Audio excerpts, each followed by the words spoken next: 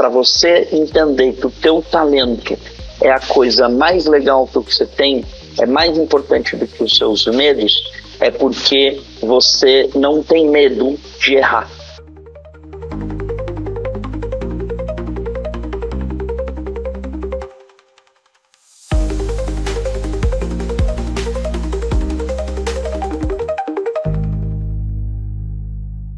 Bem-vindos a mais um episódio do Café com Sal, agora de volta das férias, em sua terceira temporada. Quem acompanha o pod nas redes sociais, aí nos diversos canais, sabe que a gente sempre entra ao ar nas terças-feiras, às 8 da manhã, tanto no Spotify quanto no YouTube, e os cortes no Instagram, no TikTok e no LinkedIn. A gente também convida vocês a participarem todas as quintas no Café com Sal Expresso, com X por quê? Porque ele é rápido, pessoal, que é um podcast que a gente faz por áudio, como eu disse, toda quinta às 8 da manhã, com respostas às melhores perguntas que vocês mandam para a nossa produção no tema mercado de trabalho e carreira. A gente seleciona as 3 melhores perguntas e responde para vocês por áudio, só que sempre no Spotify. Se você tem interesse em mandar uma pergunta tua, e não tem pergunta ruim, pessoal, manda a pergunta que vocês tiverem curiosidade ou vontade no nosso WhatsApp oficial do pod, que é o 11 99715 0018.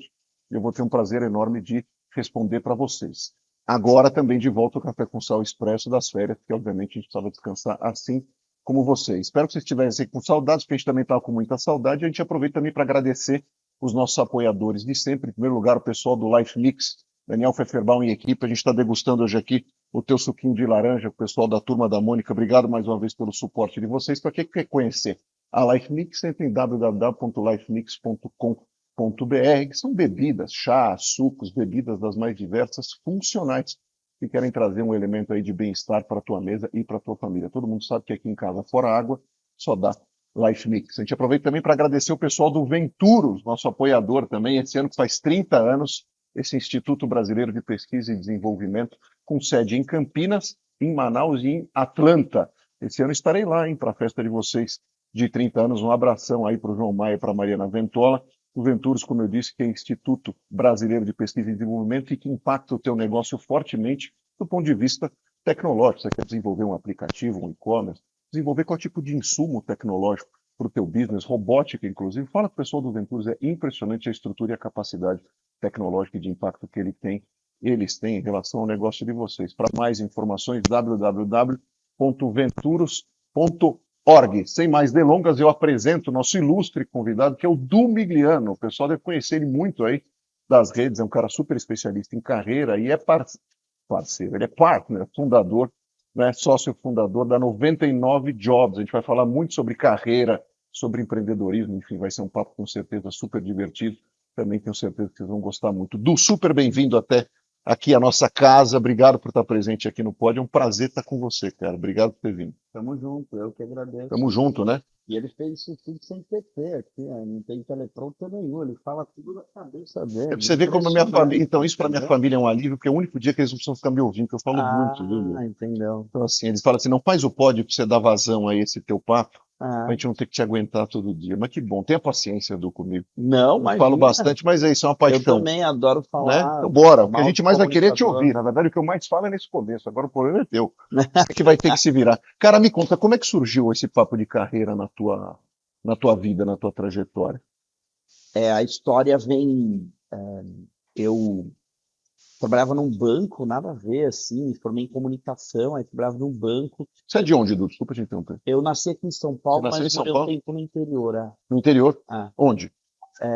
Foram vários lugares, assim, mas o tempo que eu mais passei, assim, foi São José do Rio Preto. Em São José do Rio Preto. Quente. Lá era sempre quente. Eu me lembro de acordar lá de manhã, um lençol de junto, colado. Não, a Maria da Galera lá vive de ar-condicionado. Impressionante. Assim, o ventilador estourado. Ia muito para as micaretas. É? Faz anos, né? 25 anos isso daí. Quando era moda. Mas você era de lá? Não, ia. Você ia? Ia com amigos para lá, para festa e tudo mais. Uma ótima cidade. Legal. Eu gostava muito lá. Sim. Mas te interrompi, me conta, você estava falando do banco. E aí eu estava trabalhando lá, e no banco, e eu, particularmente, eu gostava muito do que eu fazia. Eu sentia que eu estava no lugar certo, sabe? Com a idade certa, assim. E eu comecei a ver que muitos meus amigos odiavam o trabalho dele. E eu falava, puxa, meus amigos que são pessoas privilegiadas, fizeram boas faculdades, né? por que que, em tese, elas deveriam ser as pessoas que têm as melhores oportunidades Claro. e, né, não são eles que estão escolhendo as empresas, né, as empresas estão escolhendo eles e acaba que não eram as melhores oportunidades ali. Comecei a estudar isso. E aí, na época, eu e mais 2 amigos, a gente prestou 66 programas de estágio trainee. 66. Só a planilha de organização já merecia um trainee, entendeu? Se alguém olhasse a planilha, já falava, meu, o ganho é seu, entendeu? E a gente, vamos tentar montar um negócio nessa área. Aí, eu sou publicitário de formação e se você trabalha em banco, você só faz PowerPoint, né? Então, se você fez administração e engenharia, você faz Excel. Se você fez publicidade, você faz PowerPoint, né? Então, a única coisa que eu fazia era PowerPoint. E aí, eu fiz a ideia, apresentei a ideia para meia dúzia de tipo, executivos do banco lá na época, e um deles falou, vou investir em você. Vamos fazer esse negócio acontecer. E acabei saindo do banco para isso. No final, a história vai para um contexto mais de empreender do que pura e simplesmente a minha missão. Então, é um trabalho, né? A função, quer ou não, que eu exerço uma função complexa de ser sócio, fundador e executivo. Então, são 3 chapéus totalmente diferentes, que são energias diferentes, tomadas de decisões diferentes, motivadores totalmente diferentes. Você precisa ficar fazendo managing de qual papel faz mais sentido ou qual porcentagem de papel faz mais sentido para cada tomada de decisão. A gente não foi nunca preparado para isso, né? Dentro de casa, meus pais E é são muito funcionários solitário, públicos, né, Du? trabalham Assim, a muito gente solitário, subestima sem isso, né? dúvida. O quanto isso é solitário. Finalmente você está numa organização, Uhum, você tem, de certa forma, em quem se apoiar. uhum. Trocar uma ideia, um mentor, algum gestor, ou até dentro de casa. Por exemplo, você me comentou aqui antes da gente gravar que você tem, o teu pai era do direito, Meu pai o cara foi juiz, é. né? Então, assim, claro, com todo respeito ao teu pai e à tua família, mas não era um assunto provavelmente que ele dominava. Então, assim, como rebater essas ideias a não ser com vocês 3 mesmo, né? Então, fica Meu uma pai coisa não muito de sabia tentativa e nada erro, né? do que eu fazia. Depois, no meio do caminho, que ele vai podendo ajudar em outros contextos, mas no final ele não sabia nada. Não conseguia me ajudar nem como investidor. Na época, você precisa de um dinheirinho para começar ali. Na época ele não conseguiu. Eu lembro de fazer essa conversa, a gente trocar essa ideia. Infelizmente, mas indiferente, né? As coisas vão acontecendo. Meu pai, quando tinha 7 anos, meus avós se separaram e meu avô nunca pagou pensão na vida, né? Aí minha avó, semi-analfabeta, empregada doméstica, teve diversas dificuldades para seguir a vida ali no contexto familiar, dos filhos, né? Abandonada pelo marido, mãe solo ali e tal, pelo ex-marido. E aí meu pai, ela reclamava muito que no Brasil era uma grande sacanagem que nunca fizeram nada contra o meu avô, né? A justiça no Brasil nunca foi lá cobrar a pensão do meu avô e tal. E aí meu pai ouviu muito isso e falou, acho que eu vou tentar fazer alguma coisa pela justiça.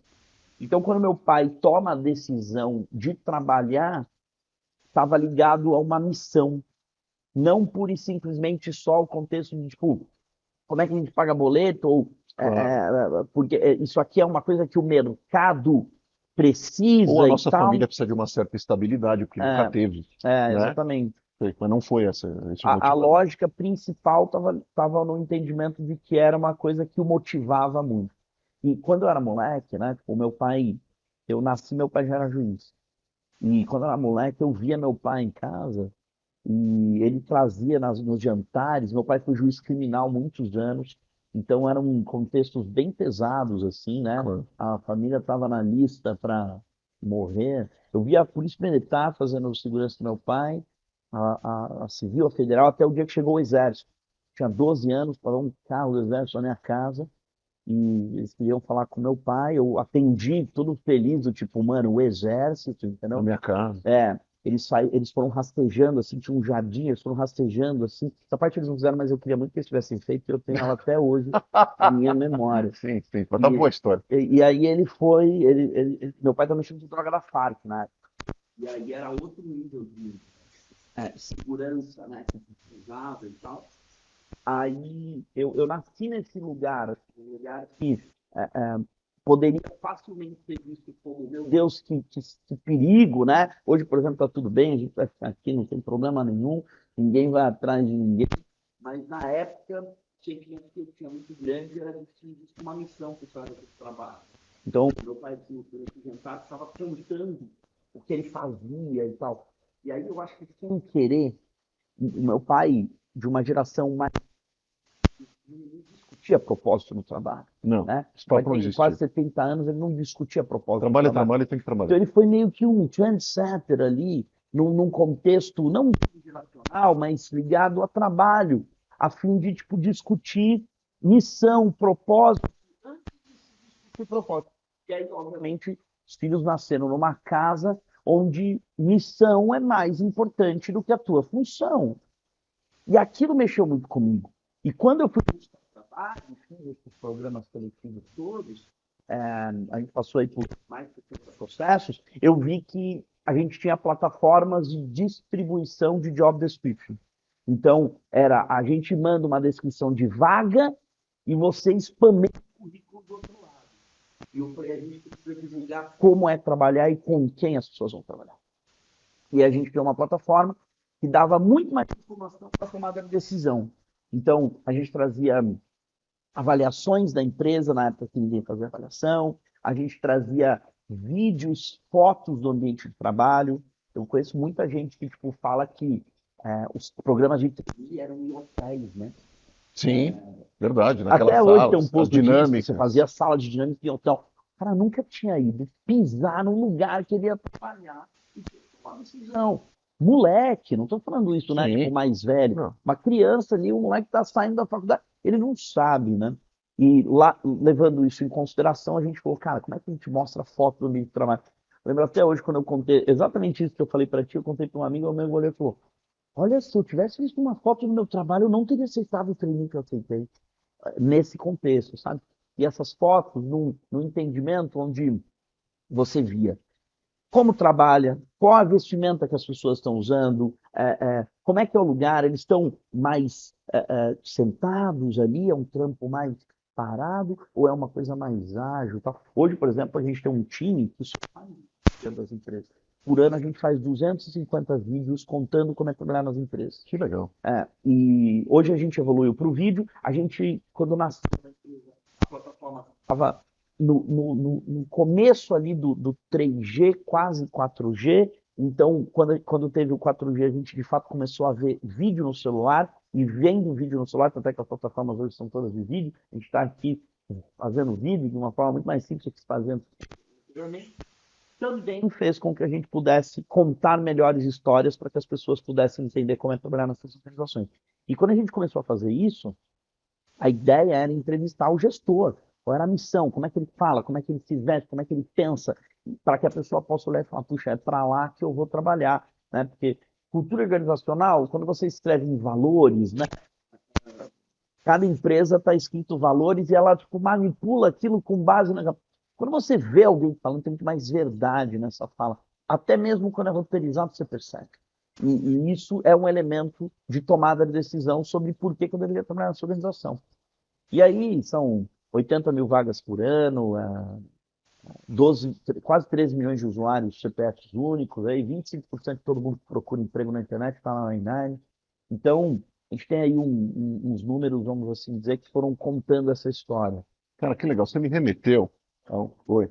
Eu trabalhava em banco e eu, no banco, comecei a ver o quanto eu gostava do que eu trabalhava, do que eu fazia. Apesar de eu trabalhar numa área de banco que não é bem área de banco, eu trabalhava em sustentabilidade no Banco Real. Então era um banco que Um tinha um precursor quê, desse assunto, né? também era um precursor desse assunto, né? Então era um banco que tinha um quê de novo, de discutir o novo, e eles discutiam muito sobre valores do espaço de trabalho, que era uma coisa que para mim ainda era. Parecia que, tipo, meu coração sabia o que era, mas eu ainda não tinha processado aquilo, sabe? E para quem não entendia, eu vou te dizer assim, de olhar na época alguma coisa tangível, era o primeiro banco, se não me engano, a ter o talão de cheque de papel reciclado. É, tudo O papel reciclado, primeiro, os primeiros, né? primeiro a fazer isso. Para discutir sustentabilidade em um contexto de negócio, né? Inclusive teve um rebranding isso na época, né? O Pois banco é. completamente diferente. Ficou todo verde, inclusive. Ele era marrom. Não sei se você se Ele recorda. ficou verde porque o ABN comprou. Então eu no falei uma ABN groselha era aqui no vídeo, verde. acabei de falar uma groselha. Tá tudo bem, Não, tá eu sou gravado. publicitário, eu tenho Mas você lembrança dessa vê que no parte. storytelling a gente consegue conectar essa É. coisa do ABN com o verde. Pronto. Sim, depois. Sabe quando uma série de coisas acontecem no mesmo momento e de repente, tipo, tudo fazia Tudo contribui. sentido, tudo Fábio contribui, né? Barbosa. A Barbosa e tal, isso foi maravilhoso. Eu brinco que eu tenho ele como fundador da 99, porque a gente foi a primeira empresa que discutiu como plataforma recrutar por valores. Então a gente criou um assessment de valores e todo mundo que entrava na plataforma tinha que fazer um matching de valores. E as vagas apareciam em porcentagem para você, que ia até 99%, por isso chama-se 99 Ah, Jobs, ok. com os seus valores, né? Isso foi o grande diferencial para ela. E eu comecei a ver que muitos meus amigos não gostavam daquilo que eles faziam. Eu era meio que um privilegiado, privilegiado, privilegiado. Eu falava, cara, por que será isso, né? E aí, na época, a gente prestou 66 programas de estágio trainee. A gente passou nos 15, mas a gente passou porque a gente sabia passar. E aí, balde publicitário em banco, é fazer PowerPoint, né? E aí eu fazia bastante PowerPoint, eu fiz um PowerPoint do que era essa ideia. E aí levei essa ideia para alguns executivos na época que eu conhecia lá, e aí um deles falou, meu, sai do banco amanhã e vai fazer esse negócio, te dá uma grana para isso, entendeu? Aí é a história de empreender, assim. Agora, o que faz com que eu tenha entendido que isso era uma coisa que fazia sentido para mim, está muito ligado ao entendimento que minha mãe, meu pai, desculpa, meu pai, ele era filho de uma mãe solo, que empregada doméstica, ela tinha várias dificuldades ali, porque meu avô abandonou a família quando ele tinha 7 anos. E aí, nessa, minha avó sempre discutia que a justiça nunca fez nada por ela, pela família, e por isso as coisas não andavam, e o Brasil era um país injusto. E aí, meu pai ficou muito com essa coisa de justiça na cabeça, e quando teve a oportunidade de trabalhar, de estudar, ele foi prestar para ser juiz. Então, eu nasci numa casa de uma pessoa que, vamos assim dizer, hoje com 70 anos, quase 70 anos, lá atrás, ele já tinha uma visão muito clara de que o propósito dele era o que demandava, né? A missão era o que Tinha demandava, né? consciência da missão dele. Ele tinha consciência de que se você colocasse a missão do espaço do trabalho, isso ia mudar as coisas, entendeu? E eu lembro que todos os empregos que eu fiz, que eu tive na minha vida, minha missão mexia muito mais comigo e eu não sabia o que eu estava fazendo. Porque, em tese, eu recebi uma aula em casa, né? Tem uma frase, inclusive, que pai, que você é pai, eu acabei de ser pai, tem 3, 4 aninhos que eu sou pai. Nunca diga para os seus filhos que papai e a mamãe ah, precisa não pode mais brincar É uma pena porque porque a gente vai ter que precisa trabalhar. trabalhar, entendeu? E aí quando o pai e a mãe falam isso, é óbvio que todo mundo tem que trabalhar, é óbvio que todo mundo tem que ganhar pão, é óbvio que todo mundo tem que pagar a conta. Mas quando o pai e a mãe ficam com esse sentimento, a criança já nasce com o entendimento de tipo, tomara que eu não precise trabalhar, né? Sim.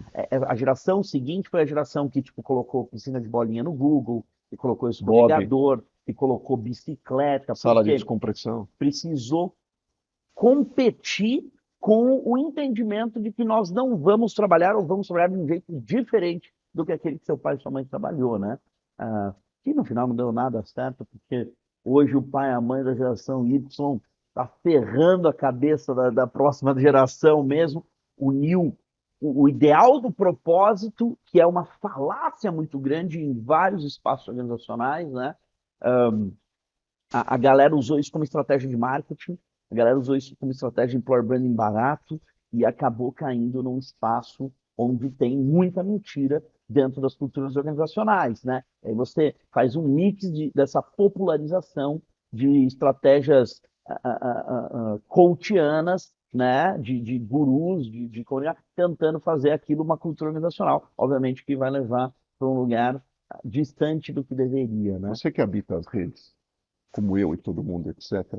Já que você tocou nesse ponto coachiano e dessas verdades e mentiras, quais são, na tua opinião, assim, os principais mitos que você vê hoje que já foram claramente derrubados desse papo não só da cultura organizacional, mas desse mix que fizeram de trabalho com propósito e questões geracionais? Meritocracia, eu acho que é o número um, assim.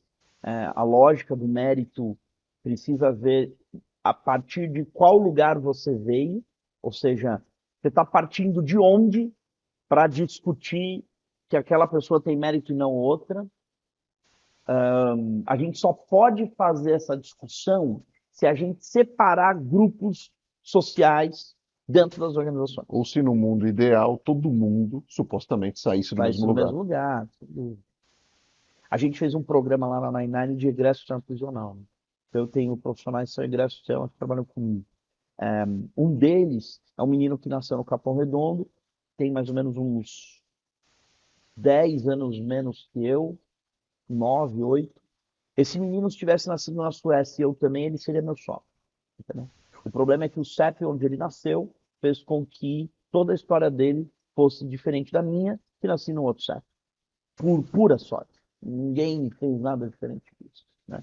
Até mesmo quando meu pai fala, né? Meu pai, como juiz, veio de uma infância bastante humilde, e aí ele discute, né? Puxa vida, eu consegui, então todo mundo consegue. Meu pai é 1%, 0, talvez, por cento de quem vai conseguir, né? Ele está de parabéns, mas isso não é Mas ele não é realidade para todo referência. mundo. Infelizmente ele não é referência. Então, ele tem um trabalho histórico, assim, né? Ele, meu tio e tal. Pessoas que se...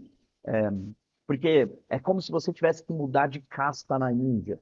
E o contexto religioso não existe, mas existem os contextos de travas sociais, né? Claro. Vamos falar de número. Travas sociais, ambientes que você frequenta, o nível de networking, acesso que você Travas tem. sociais, exato. Você tem ali, ó, por exemplo, 50% da classe do Brasil é classe D e E. 50%, 80% do D e E são pretos. Aí, assim, por quê? Né? Isso é um projeto de Brasil.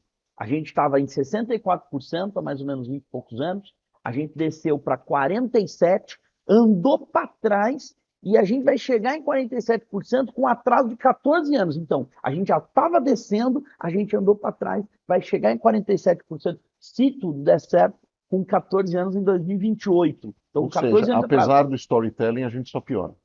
É, Nesse sentido. a gente tem um bloqueio de conseguir, de fato, ser um país muito rico. Ou um país rico num contexto de... a gente não tem classe D e E, entendeu?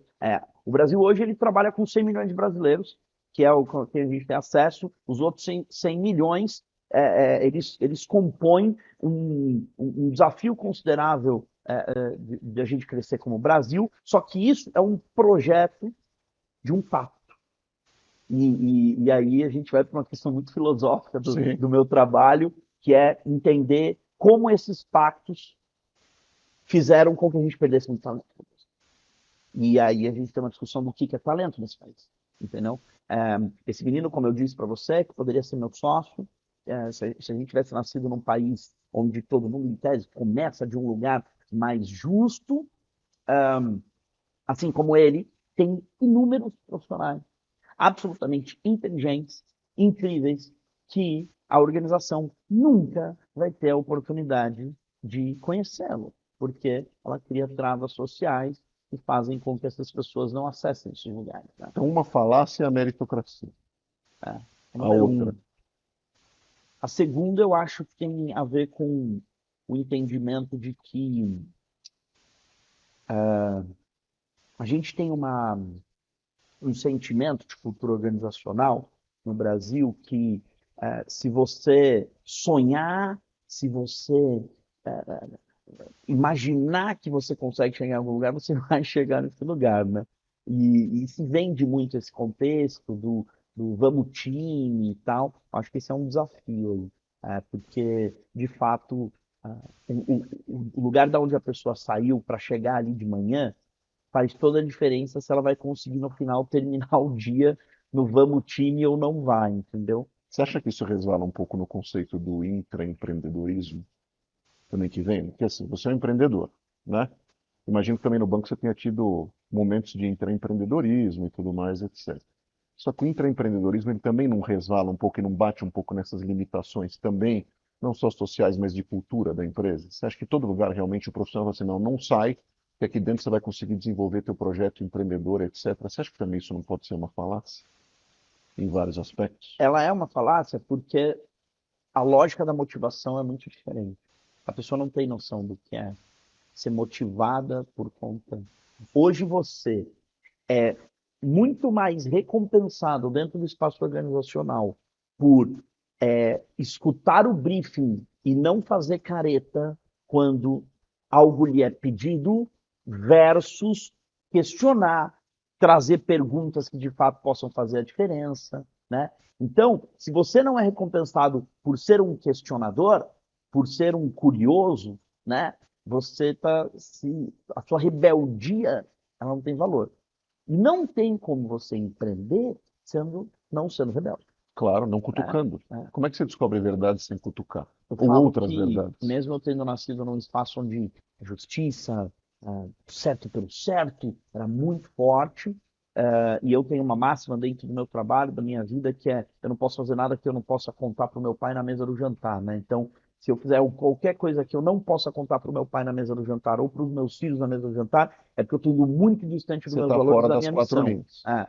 Então, além disso, e cresci nesse lugar, nesse espaço onde a justiça era uma missão, eu, no meio do caminho, comecei a perceber o quanto empreender tinha milhares de desafios que faziam com que, no meio do caminho, eu entendesse que eu precisaria ir por algum caminho que talvez fosse um caminho que me distanciasse da minha missão. E aí você tem que voltar, você tem que Ou seja, qual é a motivação pelo qual você está fazendo o que você está fazendo, né? Então, essas motivações, elas são muito pouco conversadas dentro do espaço de trabalho. Porque o cara está lá dentro da empresa, aí você fala: vamos pensar como dono, né? Essa lógica de pensar como dono é uma falácia gigante, porque o que é pensar como dono? Quais são as motivações? Eu vou ganhar igual o dono, né? Eu vou ser sócio igual o dono. Ou eu tenho verdadeiro acesso a esse cara ou a ela, de saber exatamente o que ela quer, qual que é o propósito dela, para saber se eu tenho alguma conexão a isso e quero participar também. Também não tenho esse acesso. Você não tem repertório Não para tem. entender o que é ali. E eu digo muito por mim, assim, eu acho que eu trabalhei mais tempo sendo executivo da minha empresa do que sendo sócio e empreendedor. Então, assim, eu tenho resquícios de eu tenho skills de empreendedorismo que me geram resquícios de, tipo, ter montado uma organização? Tenho. Mas eu montei uma empresa muito mais por um excesso de rebeldia do que pura e simplesmente skills de empreender. Inclusive, eu acho que eu sou muito mal empreendedor, entendeu? É? Por que você Eu diz tenho isso? esse sentimento, assim, de que no chapéu de fundador, sócio e executivo, eu acho que eu trabalhei muito melhor como um executivo na minha função do que como um sócio empreendedor. Eu acho muito legal o que você falou. Desculpa te interromper pelo seguinte. A gente também tem essa ideia, primeiro, não só como executivo, mas como empreendedor, de que a gente vai realmente equilibrar todos os pratinhos e que a gente É, já vem da vida, sei lá de é, onde a gente veio, do CEP que a gente veio, com os skills necessários para cobrir todas essas frentes. Não vai. não vai. Como é que você supriu isso? Porque assim, tem diversas maneiras de fazer isso. Primeiro que assim, a primeira maneira é o quê? Como meu pai dizia, que Deus o tenha, assim, o reconhecimento é o primeiro passo. Ele me enchia a paciência, né? O reconhecimento é o primeiro passo. Brincava assim comigo. Mas é de fato. Então, assim, olhar para si mesmo e falar assim, cara, eu não sou capaz de entregar tudo. Né? Então, eu não posso ficar à mercê disso, nem o meu negócio. Eu vou atrás ou de sócios que me complementem, ou de trabalhar com gente e trazer para o meu time gente que possa me complementar em skills que eu não tenho, o conhecimento que eu não tenho. Como é que você fez para preencher isso? Como é que você equilibrou essa equação? Não sei se eu equilibrei até hoje. Acho que eu cresci. Eu era estagiário, virei ali trainee e criei uma empresa. Então, eu não tive gestor suficiente para aprender a ser gestor. Se você for olhar, por exemplo, os maiores venture capitals, eles investem em pessoas que têm a minha média de idade hoje, não a idade que eu tinha quando eu comecei a empresa. Então, ah, eu tenho aí 12 anos de fundação de um negócio que eu abri com 24, né? Loucura, assim, até eu olhando para, cara, Uma 24 criança. anos, né? Hoje, dentro do contexto da antroposofia dos setênios, os setênios estão cada vez mais longos, é Sim. muito provável que eu era adolescente fazendo o que eu estava fazendo. Agora, essa rebeldia que eu estava comentando, que é uma rebeldia que faz com que você olhe e fala: pô, que eu vou fazer com isso? Então eu vou fazer o que eu quiser, faz com que, óbvio, eu consegui pensar em uma série de problemas de um jeito que, se eu fosse só aprendizados empreendedores, eu talvez não teria resolvido. Se eu tivesse apenas sendo aprendizados como executivo, eu talvez não teria resolvido, né? Por exemplo, todos os meus chefes, eles brigavam com as pessoas, eles gritavam com as pessoas em contextos públicos, assim, né? Você via estresse muito alto dentro do ambiente de trabalho tóxico. Aí, puxa, falei o nome de uma empresa que eu trabalhei, mas também se for no meu LinkedIn, vai ver um monte. Mas não estou aqui expondo uma coisa ou outra, eu só estou trazendo um contexto Gente, mundo adulto, faz parte da é vida a de foto todo de mundo. hoje, né?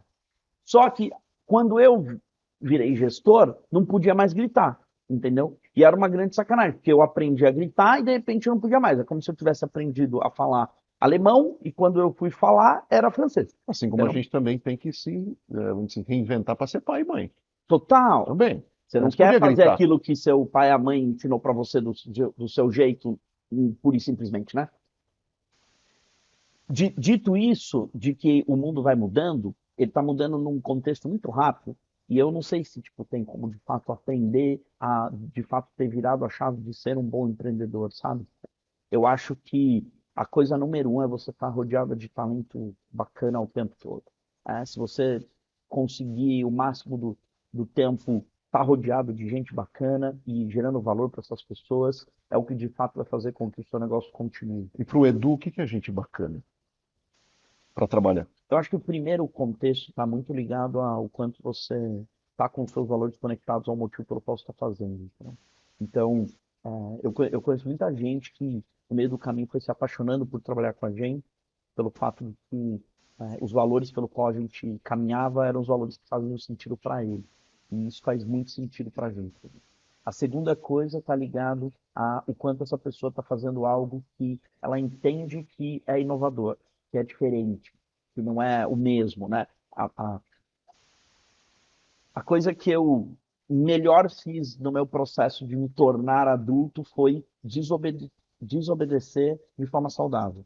Então, com os seus limites, mas sempre sendo um bom desobediente. Questionar o status quo de ser, entre aspas, esse rebelde, mas dentro do limite do. Então, por exemplo, basicamente todos os 99ers, todo mundo que trabalha comigo tem um quê de ativismo forte. Independente do tema. Independente do tema, mas Mais uma questão mais social. eles acabam congruindo para um lugar, entendeu? Porque você vai ter que lidar com um pouco de tudo. Eu tenho no meu time LGBT forte, bastante gente, é muita mulher, muitas pessoas negras, 50% do meu time são pessoas negras, eu tenho trans, eu tenho egresso, tenho uma prisional, eu tenho indígena, entendeu? Semana passada eu estava numa discussão muito interessante que eu fiz com uma menina indígena do meu time, que, assim, são repertórios que a gente não tem, não tá no MBA da GV, entendeu? Tipo, não tem onde, nem na internet tá direito. Você só vai conseguir, de fato, entender vivendo. E aí, como que você faz isso, né? E uma coisa que eu discuto muito é que, para você ser um ativista, você tem um nível de segurança psicológica para desafiar. A segurança psicológica de ser incluído é muito legal, que eu vim a essa reunião e me sinto muito feliz de estar aqui porque você me convidou e eu sou grato a você. Agora, uma coisa é você sentar na reunião, outra coisa é você pode falar, você sente que você está aprendendo, porque tem muita gente, e os contextos culturais e organizacionais, eles meio que fazem isso. O cara entra na empresa, ele trabalha 8, 9 horas, ele fica mais 2 horas pesquisando tudo aquilo que não entendeu nas reuniões que falaram, entendeu? E De aí a gente não está falando palavra. realmente de inclusão, a gente está falando só de repente da diversidade, Essa mas pessoa não não tem da segurança inclusão. psicológica Claro. de aprender, entendeu? Porque uma coisa é ele ficar 2 horas ali, outra coisa é ele te cutucar e falar, meu, o que eles falaram, né? Porque quando você está naquela aula que você foi colocado de física, e você olha e fala, nossa, será que eu consigo aprender física? E aí, de repente, você tem uma dúvida, você olha e fala, deve ser muito burro isso. Ser muito básico, não vou perguntar. Esse é o sentimento que as pessoas têm, grande parte dentro do espaço de trabalho. Algumas empresas até criam esse sentimento para que você sinta, depois que você aprende tudo que você precisa aprender, você sente que você está numa bolha e você depois tem dificuldade para sair dela. Então é uma forma de, tipo, retenção. Agora, grande parte disso é um sentimento de, tipo, puta, até eu aprender isso aqui, meu, Ou tchau. fica aquele tecido que, na verdade, a cultura é de gratidão ou de ingratidão. Seja grato que aqui você aprendeu e aqui você ficará em função disso. Ninguém aprende isso em outro lugar. Então também não seja ingrato e obedeça conforme é feito. Mas a galera mais nova que tipo, recebe 1.200 Reels e TikTokers por dia, ela não tá nem aí, né? E ela pega a Tá nem aí. buchitagem mais fácil. E aí no meio do contexto ela faz o quê? É, você tá vivendo esse espaço, mas você não tem segurança psicológica para olhar e falar, não sei se eu concordo. Entendeu? Por exemplo, o trainee, é muito interessante isso, né? O trainee era um elemento de oxigenação de culturas organizacionais onde jovens eram permitidos de ter segurança psicológica. Entendeu? Agora, quem eram os jovens? Homens brancos de faculdades incríveis, com 3 idiomas e 2 E intercâmbios. tratados como estrelas em capa de revista.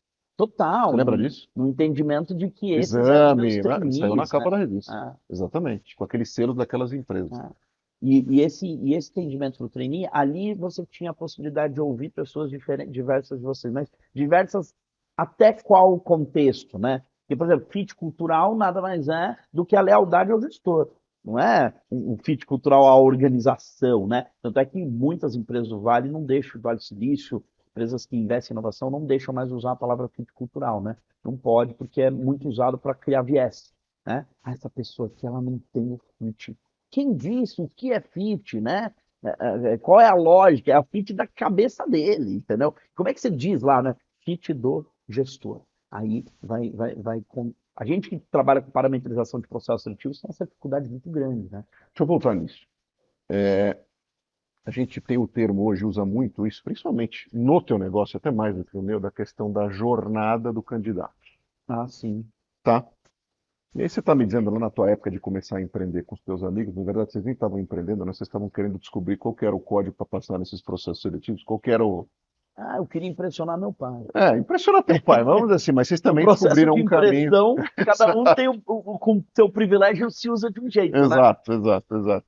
Mas enfim, vocês desenvolveram ali esse processo seletivo, vocês acabaram passando e acabaram percebendo pelo teu depoimento aqui que a experiência do candidato era um negócio completamente diferente do que se tem hoje. Não que a gente esteja num ambiente Ah, do sim. perfeito, pelo contrário, isso vai sempre evoluindo, mas acho que teve um depoimento importante teu aqui de que o que você percebia naquela época é que de fato aquilo era muito raso, né? A gente vivia, como eu digo assim, no ambiente do achismo, né? Uhum. A empresa achava que estava contratando a pessoa certa, até porque o processo era muito magro, era, né, comparativamente a hoje, e o profissional também estava escolhendo um negócio que ele nem sabia do porquê ele estava participando e como aquilo funcionava, e às vezes acabava sendo escolhido e simplesmente ia porque de repente estava na capa da revista, era bacana o sexy estar naquele lugar.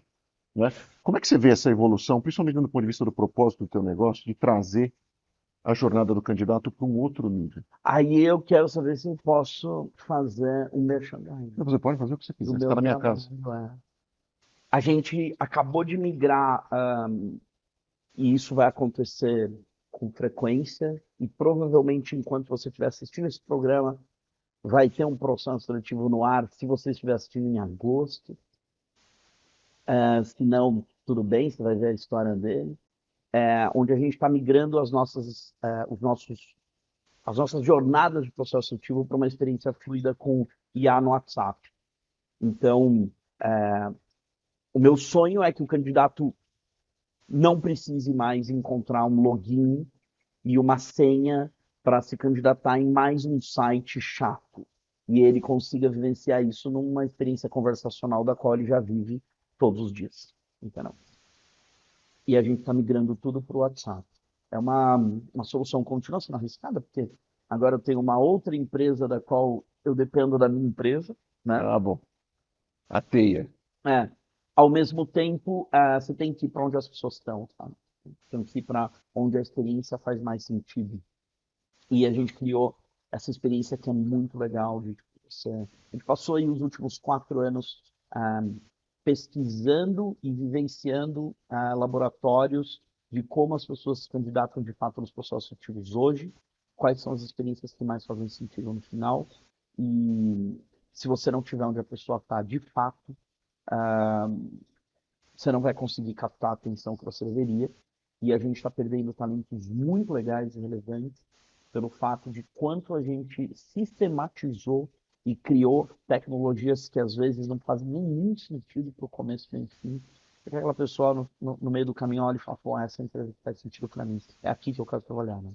Me dá um exemplo disso, se você puder, claro. Claro, Assim, o que posso. essas empresas hoje estão fazendo, do ponto de vista de employer branding Aham. ou de comunicação, e que de repente passa uma sensação para você e para mim do seguinte: olha, não tem talento no mercado, a gente não consegue encontrar as pessoas, mas na verdade na própria comunicação da empresa, eles não estão não só conseguindo atingir esse público, mas à medida em que eles atingem, eles não são sexy o suficiente para atrair o que a turma quer hoje. Falta muita verdade. Não se vende a verdade do que de fato são, do que de fato é trabalhar nas organizações. E falta muita, eu não vou dizer competência, mas skills ligados a saber se vender, né? Como organização.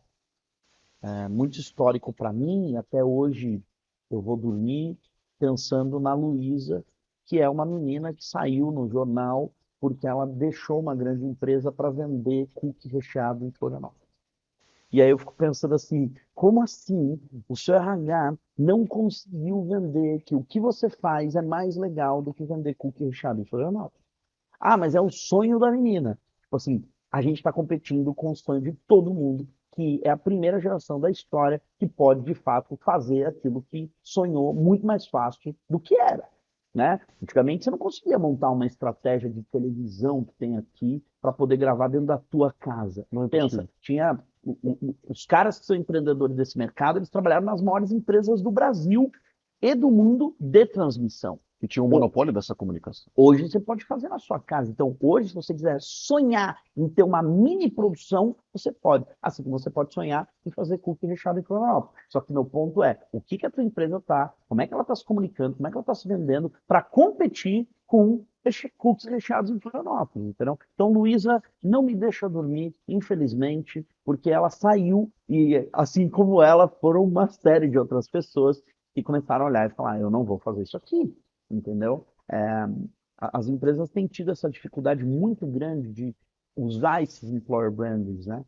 Outra coisa, né? Estão usando o LinkedIn de um jeito muito errado, na minha opinião, né? É um tal de, tipo, eu fui para um evento, então eu tenho que postar, né? Você lembra que você ia no Foursquare? Foursquare era aquela rede Lembro. social, você Eu tagueava nunca onde usei. você foi. Eu nunca usei Foi porque eu num achava aquilo café? chato. Assim como É, eu acho chato, por exemplo, se eu souber que você, Du, foi correr 21 km de manhã e o circuito que você fez. Acho um é. saco. Acho chato. Eu também sou gordo, Não, como mas pra não é caramba, por né? isso. Pode Pô, ter sido de skate, mas assim, entendeu? entendeu? Legal, mas assim, você correu não sei lá que lugar E e hoje com o passou. chat GPT você consegue fazer narrativa com qualquer porcaria, né? Sim. Então é só te falar assim, fala lá o que hoje eu corri, aí, meu Deus, é um texto. Dois pontos. Um, tá me chamando de babaca, achar que eu vou ler uma história tão ruim daquela. Hoje, com tanto de streaming, por que que eu vou assistir conteúdo e entretenimento? E o ponto é, eu não tô aprendendo nada com isso, né? Tipo, eu tô aprendendo o que se eu corresse. Não, não é por aí. Eu acho que assim, o entendimento é faça eventos o tempo todo para postar onde eu fui, né? Imagina você que existem agências de employer branding vendendo festa junina. Então, assim, imagina que você posta uma festa junina dentro do seu evento de employer branding e a pessoa que é a Luísa, que abandonou a empresa incrível com salário maravilhoso de uma multinacional para vender cookie recheado, ela vai olhar e falar, ainda bem que tem canjica, vou ficar aqui na empresa. É isso que não vai acontecer, Sim. entendeu? E as empresas continuam fazendo eventos fracos, às vezes com canjicas pobres e horríveis, mas no final o entendimento de que a gente veio para um contexto onde a gente está num flow do mais do mesmo, e ou a gente se acomoda e senta, ou a gente morre nele. Eu acho que a gente tem que ser um pouco mais crítico, sabe? Tipo, não dar tantos likes, não compartilhar, se provocar, ter mais segurança psicológica para olhar e falar, gente, será que é isso, né? E as jornadas das organizações começam. Quando começa de festa junina como ação de employer branding, você acha que eles vão pensar no site, na experiência de inscrição que o candidato está vivendo? Esse mundo é Entendeu? muito distante ainda. O RH, pela primeira vez, por conta de turnovers, a gente está vivendo o maior turnover da história no Brasil, por conta do. Inúmeras notícias Não, falando disso. absurdo, absurdo. O número é Toda semana. absurdo. por conta do turnover aceleradíssimo, a gente, o RH tem orçamento. Então a gente tem orçamento para fazer meia dúzia de coisas. Só que então, o meia dúzia de coisas está sendo tomado por escolhas que, tipo, obviamente, não fazem sentido pelo motivo pelo qual o cara vai ficar ali. Agora, o que faz, cara? Essa talvez seja uma pergunta que eu faria se eu estivesse me assistindo, que é contar os desafios legais e as coisas legais que você tem. E, tipo, ter um básico de um planejamento de quais desafios incríveis a gente tem dentro do que a gente trabalha. Entendeu? Imagina que você é a Apple, você é o Google. Eu não sei que eu imaginar distante. Você é a NASA, mais distante ainda. E você olha e fala, nós vai lançar um foguete e vai para a Lua de novo. O que é o seu foguete na Lua na empresa que você trabalha, que vai fazer o cara levantar todo dia e entender que é para lá que ele vai lançar foguete contigo, entendeu? Se você não faz essa estratégia de tipo, contar as coisas que são o futuro, naturalmente as pessoas não vão ficar com você e elas vão arrumar um emprego, elas vão arrumar um lugar para pagar o boleto dela, entendeu? A gente falou de empresa, a gente falou de falácias, a gente falou da dificuldade de employer branding, a gente falou de inúmeras medidas que não cabem mais hoje no mercado do ponto de vista de impactar pessoas, atrair. A gente falou de fazer mais do mesmo. Agora, para quem falou de quem está dentro, né? Como se motivar ou entender o caminho ali dentro, falamos de intraempreendedorismo, etc. Agora, quem está de fora, porque assim, tem um turnover gigantesco e também tem muita gente no mercado, como sempre tem, mais ou menos, mas tem gente hoje buscando posições no mercado. Do teu olhar, da tua experiência, como é que essas pessoas hoje podem, frente a essas ferramentas tecnológicas, estar mais próximas desses processos seletivos e serem vistas também, né, dentro desse ambiente? Porque assim, a competição das empresas hoje, as empresas competem com outras empresas e com o próprio cookie, ou Reels do cookie, para a atenção desse jovem ou dessa força de trabalho. Por outro lado, você também tem um monte de gente que é força de trabalho que acha que está competindo a atenção da empresa frente a outras pessoas disponíveis e olhem aqui, me contratem aqui, eu quero trabalhar, tenho o sonho de trabalhar na tua empresa. Como se destacar quando você está do lado de fora e quer entrar na festa, quer, vamos dizer assim, consumir essa canjica? Em tese vai ficar cada vez mais difícil, na minha opinião. Vou dar um exemplo específico. A gente fazia programas de trainee onde a gente fazia vídeo entrevista. Só que a vídeo entrevista era, eu não marcava horário, eu não fazia meia hora, eu não fazia o cara vir até ali, mas tinha o candidato mandando um vídeo que ele podia editar, ele podia refazer quantas vezes ele quiser, e tinha alguém assistindo. A pessoa que assistiu o vídeo foi fazer cookie recheado em Florianópolis. Porque ela olhou e falou, meu Deus, eu vou ficar assistindo 600 vídeos em uma tarde? Uma hora, né?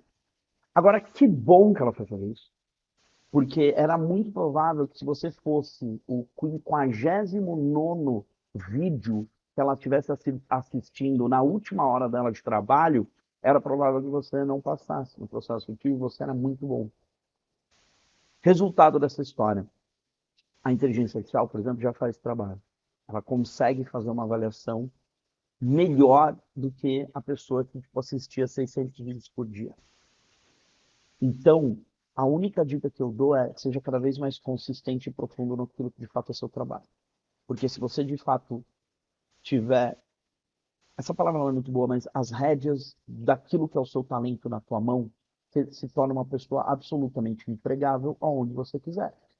E aí você começa a ter autoestima suficiente para entender que você pode sair dali para cada dia lugares melhores e lugares melhores e lugares melhores, até que você encontra onde de fato faz sentido para você estar.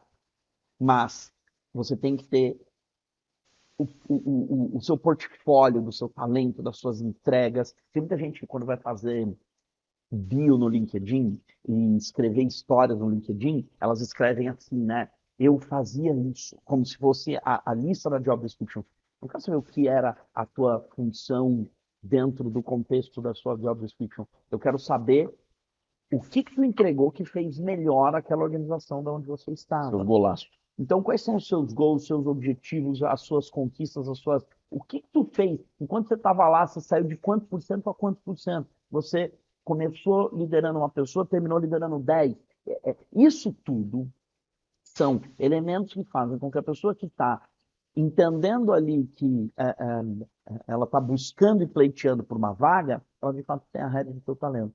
E aí, o processo é parte até irrelevante do contexto como um todo. Ou seja, o controle está na mão da própria pessoa. Mas no talento dela, ela que tem que se perguntar o tempo todo se o talento dela, onde merece o talento dela, né?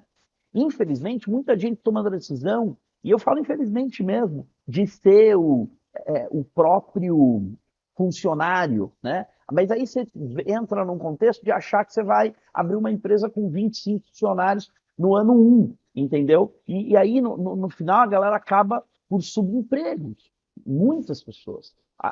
Fazendo managing do seu próprio horário, né? E a gente está vivendo também, historicamente, a maior subvalorização do talento que a gente nunca teve do jeito que a gente tem. Por quê? Porque nunca tanta gente se formou na faculdade.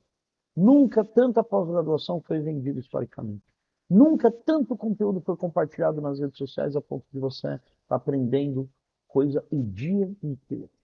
Mas a gente não está conseguindo fazer a comunicação dos nossos talentos para a gente mesmo, a ponto de a gente entender que a gente vale mais do que aquilo que nos é ofertado, né? Às vezes a gente fala sobre vale mais do que nos é ofertado, isso não está de fato ligado a eu preciso ir para outra empresa. Essa é uma boa conversa que a gente às vezes não faz, que são conversas difíceis com o nosso próprio gestor, o dono do negócio, né? Então a gente montando essas empresas de cookie recheados em Florianópolis e perdendo diversas grandes oportunidades, sabe? Quando você trabalha em espaços onde a pessoa tem bons talentos do lado, ela aprende mais, ela se desenvolve mais, né? E aí a pessoa toma decisões por exemplo, a Luísa, ela tem muito mais dificuldade de lidar com bons gestores, porque ela não tem bons gestores, ela tem clientes, e a maioria das vezes os clientes podem ser péssimos e chatos, porque podem ser no dia a dia de varejo, no dia a dia, o cara vem comprar um cookie, mas na verdade está procurando a existência dele, né? Um, e você perde viagens, você perde orçamentos de pesquisa, de marketing, uma série de coisas que muitas organizações já estão preparadas, só que elas não estão construindo esse ambiente que faça com que a pessoa consiga se entender ali, que de fato o talento dela é valorizado. Como é que é aquela frase, aquelas que me veio agora? Acabou outro dia eu estava falando com um grande amigo meu, o Werner, Werninho, beijo para você. A gente estava falando de trabalho e tal, e ele sempre é crítico daquela frase, né? Trabalhe com o que você ama, que nunca mais você trabalhará um dia na sua vida. É, Confúcio. E ele fala assim, trabalhe com o que você ama, que você nunca mais amará nada na vida. Essa é a frase dele, ele é crítica, sim, né? Como é que isso bate para isso não é você? Confúcio. É. Fazer o que ama é um estilo de vida, não é um contexto de trabalho, sabe? Não é a parte que eu trabalho e por isso estava assistindo esses dias a série que conta a história do Roberto Bolaños, que foi o criador do Chaves, né? Nunca vi. Já Maravilhosa, fica como série dica, pessoal. A lindona. gente sempre pede dica aqui. Uma série lindona, muito bem feita, super bem produzida pela HBO México, muito bem feita, e a história dele é muito legal. De tudo que ele fez e tal. Ele viveu um ambiente de trabalho ultra tóxico da televisão para chegar onde ele chegou. Só que teve um dia que, tipo, 300 milhões de pessoas na América Latina e na América estavam assistindo o conteúdo dele. Por dia. Era, assim, absurdo. Ele era a maior audiência em todos os canais onde ele estava, em todos os países. Nicarágua, México, tudo que você imaginar. Porque ele conseguiu lutar contra as pessoas que estavam dentro do espaço de trabalho que não permitiam que o talento dele fosse a coisa número 1 e conseguiu, dentro dos contextos que ele tinha, até mesmo familiares, entender que existia uma fase da vida dele onde o talento estava acima de tudo.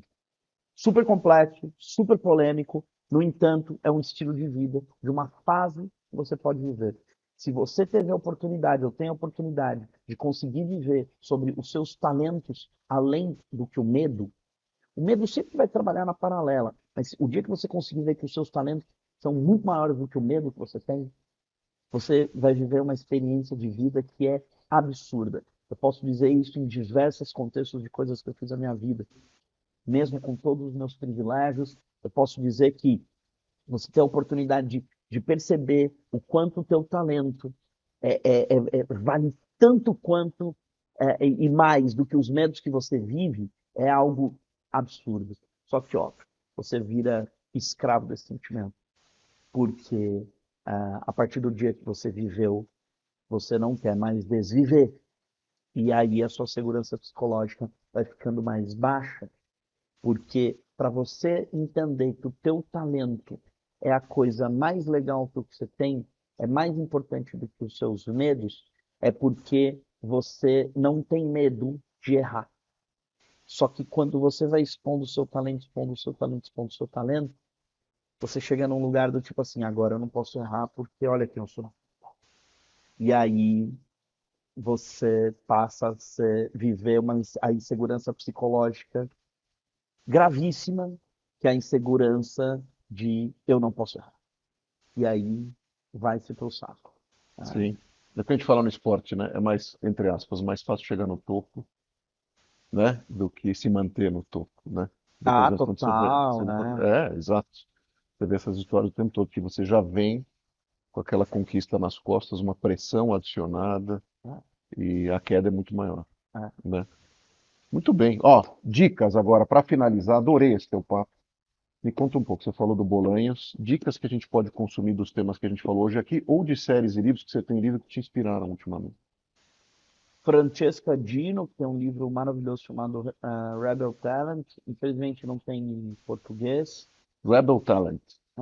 Ela pesquisou 5 tipos de talentos rebeldes que tipo constroem a inovação que as organizações precisam. É muito legal. Esse é um livro. Eu acho que a gente precisa ler muito sobre insegurança psicológica. E para isso tem uma outra autora maravilhosa.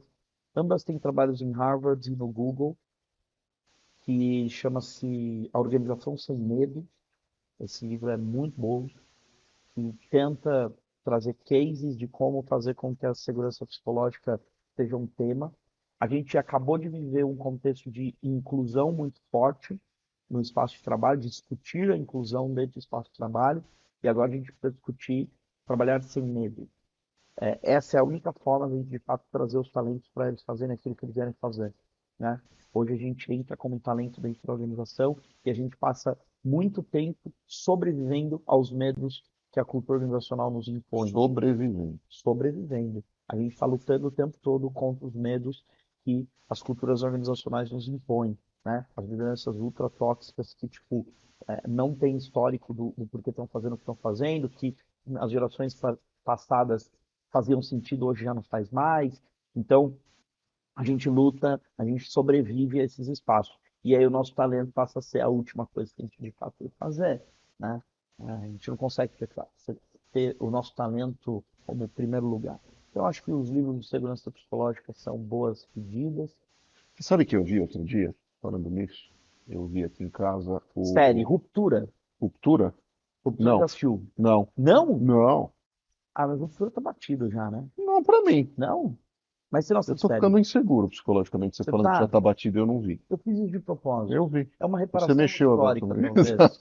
É. Você sabe o que que eu vi que me remeteu ao que a gente conversou Você aqui? ia falar, eu te cortei, desculpa. Não, imagina. Cara, um documentário que até fui curioso, que teve a final esse mês, último mês do Campeonato Mundial de Clubes, Sim. e apareceu um show ali de abertura que eu não consegui ver, me mandaram só foto que estava a Laura Pausini e o Robbie Williams. Aham. O filme do Robbie Williams, que é espetacular, eu acabei vendo no avião, sem querer, em que ele é representado por um macaquinho, que foi o animal que representa psicologicamente como ele viveu a trajetória dele. É um filme bárbaro e muito interessante ele ter escolhido não ser representado por nenhum outro ator, mas sim por esse macaquinho. E aí é legal essa provocação, deixo para quem quiser assistir.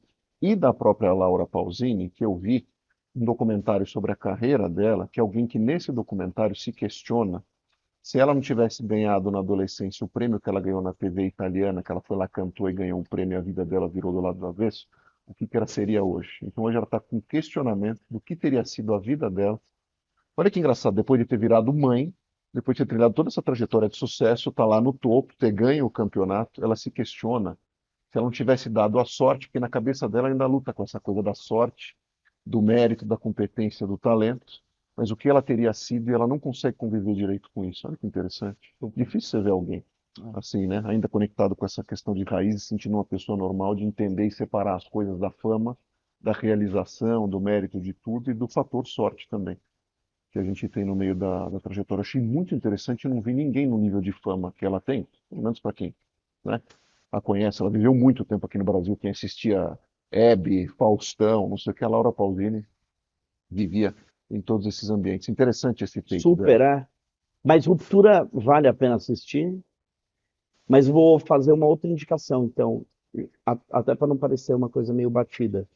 Você não assistiu, mas não tem problema, tá? Mas é meio batido já, Sem Ruptura. julgamento. Ah, já tá na segunda temporada. Tá bom, não problema. Um dos documentários que mais mexeram comigo no ano passado foi o documentário das Paquitas. Eu vi. Muito bom o documentário Muito das bom. Paquitas. Forte. E ninguém está lendo do jeito que a gente deveria ler, que é toda estrutura organizacional tem a Xuxa, a Marlene e as Paquitas. Verdade. E a gente não consegue perceber essas estruturas até que a gente vive o que elas vivem.